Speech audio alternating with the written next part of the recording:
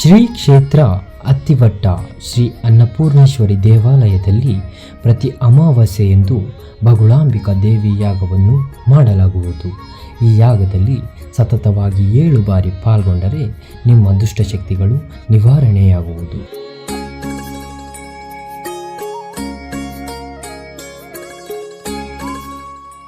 ಯಾವುದೇ ಕಠಿಣವಾದ ಸಮಸ್ಯೆ ಇರಲಿ, ಮಾಟ ಮಂತ್ರ ಪ್ರಯೋಗ, ಸಾಲ ಬಾಧೆ, ದುಷ್ಟಶಕ್ತಿಗಳ ಕಾಟದಿಂದ ಮುಕ್ತಿ ಸಿಗುತ್ತದೆ.